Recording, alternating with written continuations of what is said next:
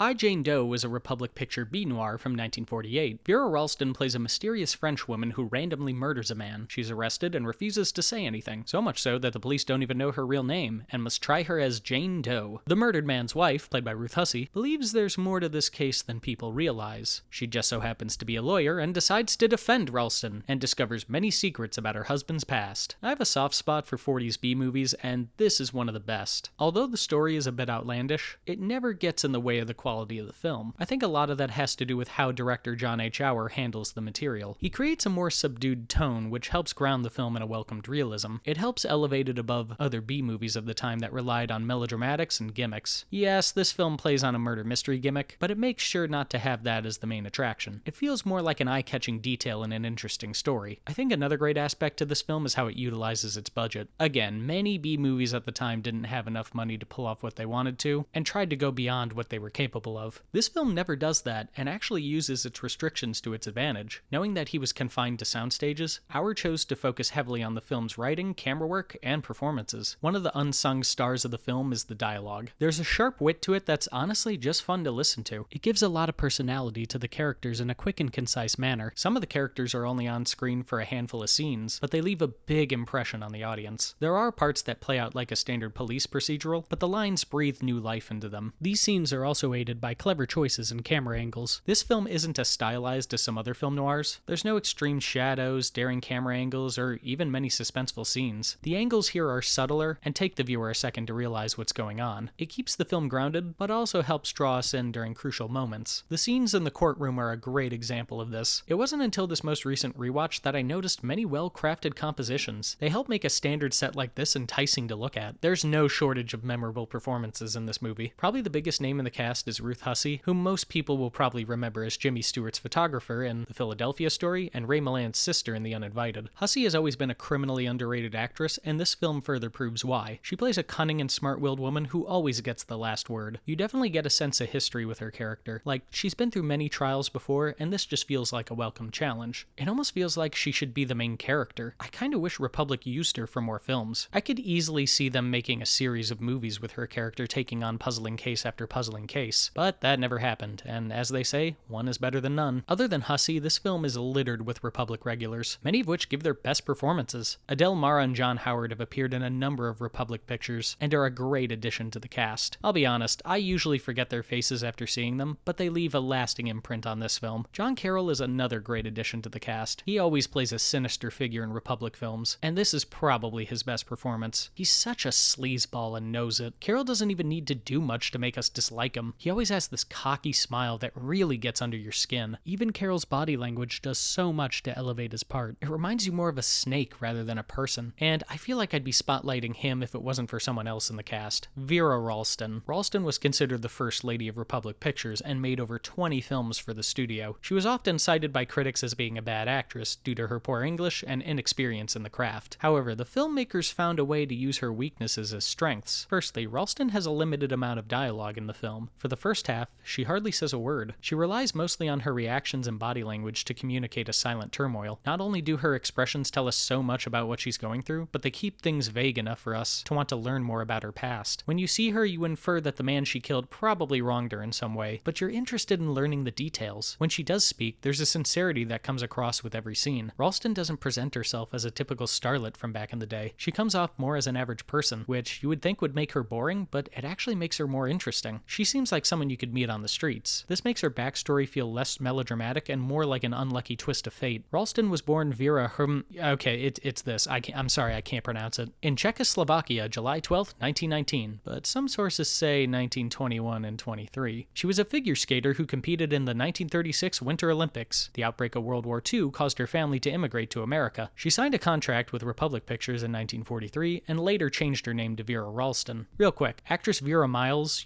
from Psycho and The Searchers, her real name was Vera Ralston. When Miles came to Hollywood, she had to change her name because the Ralston in this movie had already had an established career. But back to this movie's Vera Ralston. Head of Republic Herbert Yates became smitten with the figure skater turned actress and eventually married her in 1952. He took special interest to curate the best roles for her, which apparently got him in trouble with the Republic shareholders. In 1959, Republic phased out film production in favor of film distribution, which left Yates and Ralston without a studio. They would never make another movie. Yates died died in 1966. After that, Ralston would remarry and live a quiet life in Southern California until her death in 2003. She was 83 years old. Although Ralston was often panned by critics, she did receive a star on the Walk of Fame in 1960. If you look at the contemporary ratings for her films, they're all pretty low, except for I, Jane Doe. It's a film that many have reevaluated in recent years, including the great Martin Scorsese. I think if more films utilized Ralston the way this one did, then she might have found more acclaim. So if you want to discover a gem starring an actress who could have been more, then I highly recommend I, Jane Doe.